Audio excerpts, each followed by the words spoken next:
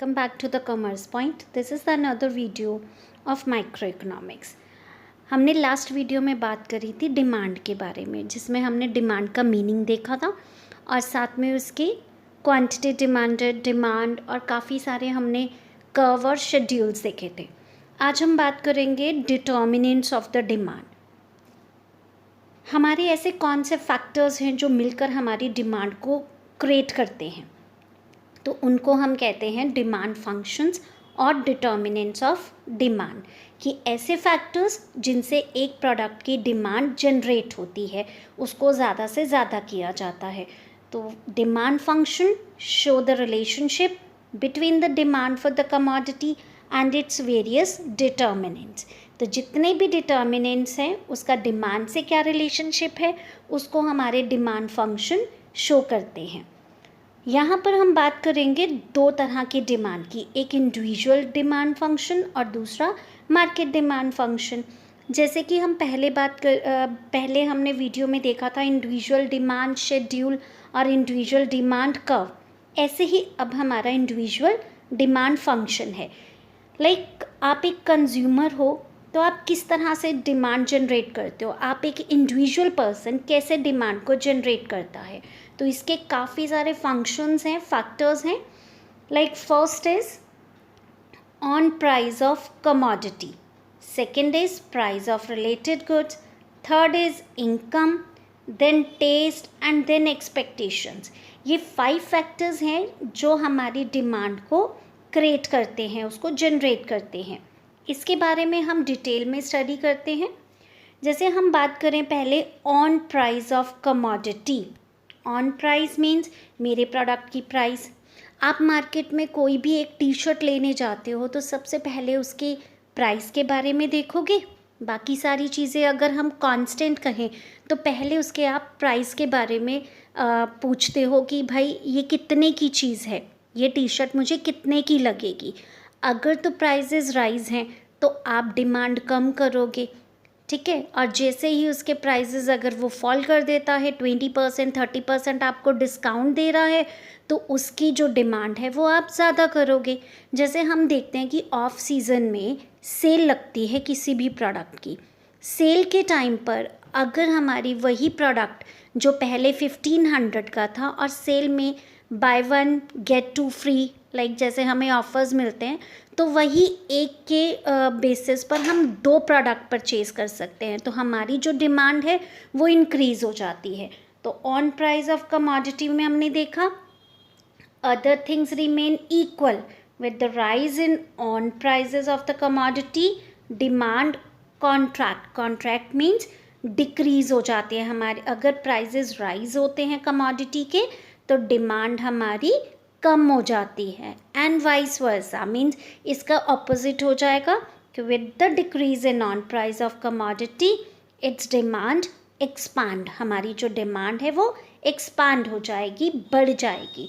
सो हमने कौन सा रिलेशनशिप देखा, देयर इज इनवर्स रिलेशनशिप, किस किस चीज़ के बीच में, on price and it's demand.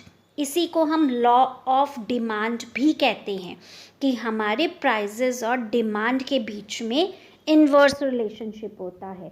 जैसे ही हमारे जो प्राइजेस हैं कमोडिटी के अगर वो इंक्रीज़ हो जाते हैं तो डिमांड जो उस कमोडिटी की होगी वो डिक्रीज़ हो जाएगी, राइट। उसके बाद हम बात करेंगे प्राइस ऑफ रिलेटेड गुड्स। हमारी जो प्रोडक्ट की डिमांड है वो रिलेटेड गुड्स से भी बहुत ज़्यादा इफ़ेक्ट करती है। तो हम 2 तरह की रिलेटेड गुड्स कंसीडर करते हैं। First is substitute goods, second is complementary goods. Substitute goods क्या होती हैं, आपका चाय पीने का मन है लेकिन आपको अभी तो प्रेजेंटली कॉफ़ी ऑफ़र की जा रही है, तो आप कहते हो इट्स ओके कि हम कॉफ़ी ले लेते हैं। तो these are the substitute goods, कि अगर आपके पास लाइक जैसे हम कहते हैं इंक पेन और बॉल पेन, अगर आपने इंक पेन से लिखना है लेकिन अगर बॉल पेन भी है तो आप उससे भी काम चला लेते हो।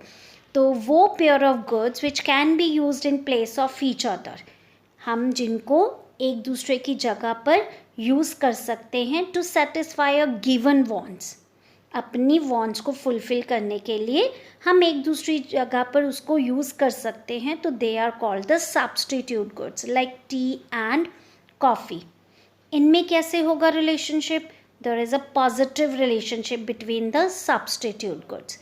लाइक आपके पास कॉफ़ी और टी, दो आपके पास सब्स्टिट्यूट गुड्स हैं, दोनों के जो रेट हैं वो 10 रुपीज़ है, राइट? तो आप डिमांड दोनों की इक्वल कर रहे हो, लेकिन जैसे ही कॉफ़ी के जो प्राइजेज़ हैं अगर राइज़ हो जाते हैं, 15 रुपीज़ अगर कॉफ़ी के प्राइजेज़ रख दिए जाते हैं, तो काफ़ी सारे कस्टमर टी को प्रेफर करेंगे।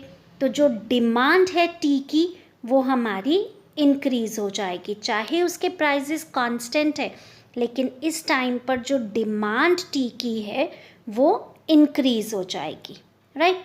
तो सब्स्टिट्यूट गुड्स में हमने देखा एक के प्राइजेस इंक्रीज़ होने पर दूसरे की जो डिमांड है वो इंक्रीज़ हो जाएगी। इसको कहते हैं सब्स्टिट्यूट इफ़ेक्ट, राइट? इसके बाद हम बात करते हैं कॉम्प्लीमेंट्री गुड्स की। कॉम्प्लीमेंट्री गुड्स वो गुड्स होती हैं जो एक पर्टिकुलर वांट्स को फुलफ़िल करने के लिए ज़रूरी होती हैं। आपको यहाँ से कॉलेज जाना है बाइक पर, तो आपको बाइक भी चाहिए, लेकिन बाइक पेट्रोल के बिना तो चलेगी नहीं। तो आपकी एक पर्टिकुलर वांट को फुलफ़िल करने के लिए दोनों चीज़ों की ज़रूरत है, बाइक की भी और पेट्रोल की भी। तो इनको हम कहते हैं कॉम्प्लीमेंट्री गुड्स और जॉइंट गुड्स। तो these are the goods which are used together to satisfy a particular wants like car and petrol या बाइक का एंड पेट्रोल। अब जैसे हम कहें कि कार की अगर प्राइसेस राइज कर दिए जाते हैं तो लोगों की जो डिमांड है कार की वो कम हो जाएगी।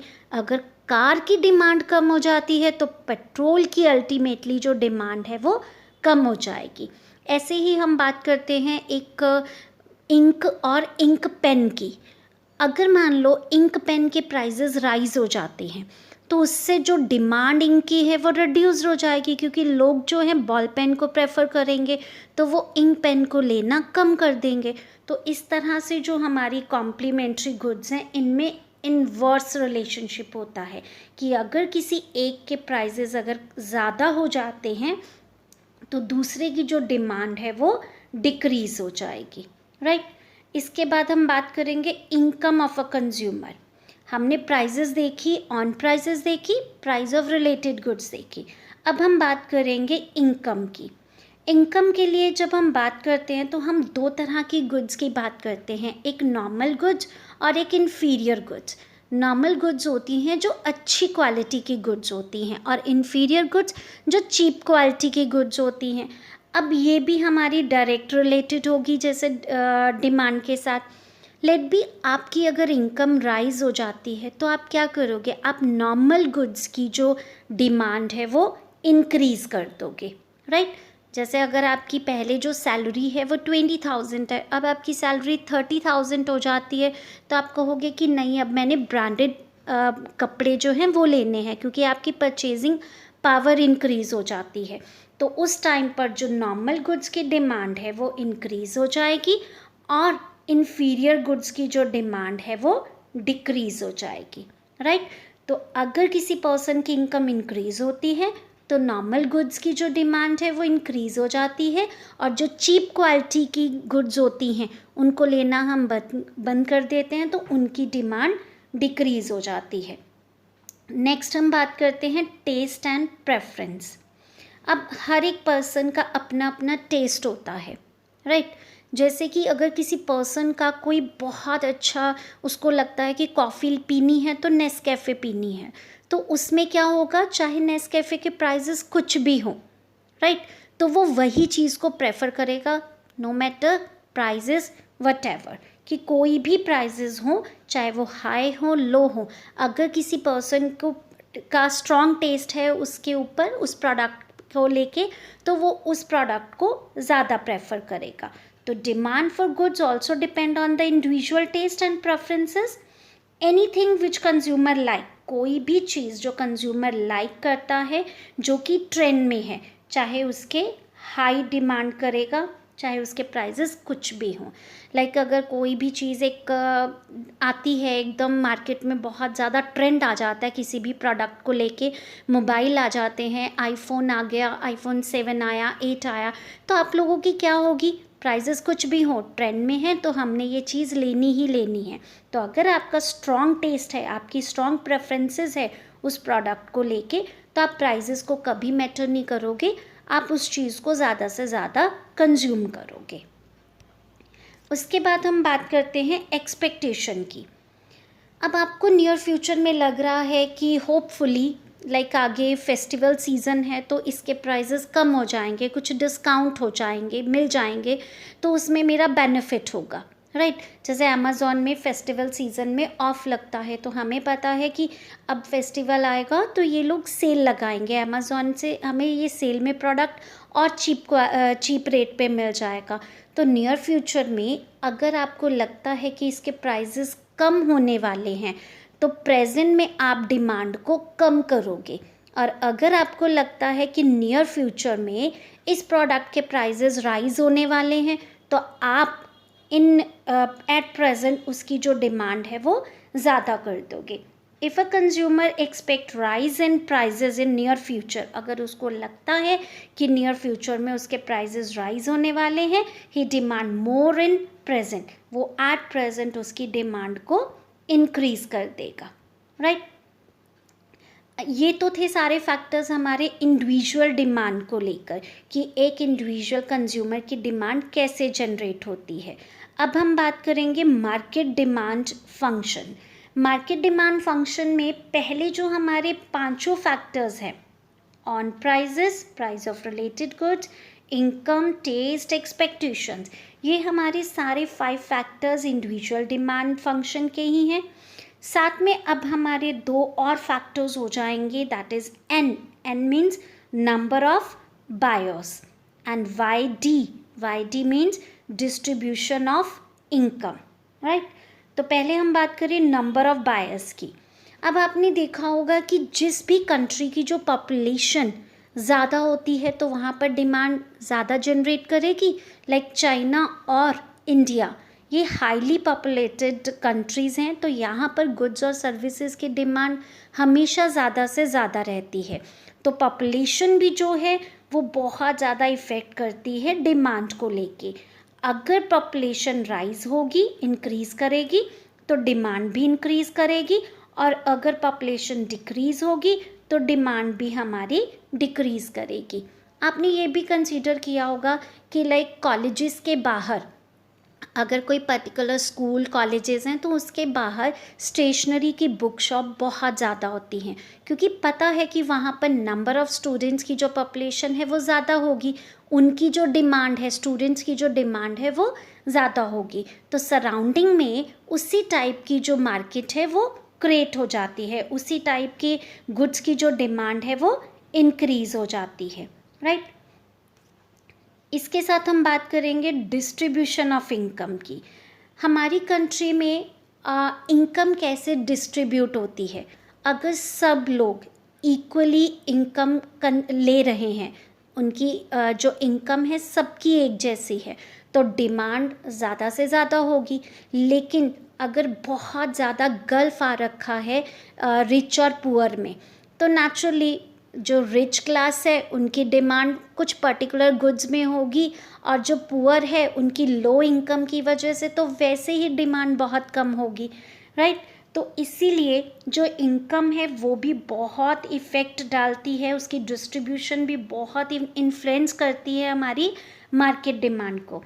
अगर जो इनकम है इक्विटेबली डिस्ट्रीब्यूटेड है तो वहाँ पर हमेशा डिमांड ज़्यादा होगी, और अगर वो इक्विटेबली डिस्ट्रीब्यूटेड नहीं है तो वहाँ पर जो डिमांड है वो कम होगी। आई होप आपको ये सारे फंक्शंस क्लियर हो गए हों, और इनकेस अगर आपको मेरी ये वीडियो पसंद आती है तो प्लीज़ लाइक करें, शेयर करें और सब्सक्राइब करें मेरे चैनल को। Thank you so much for watching my this video. Thank you so much.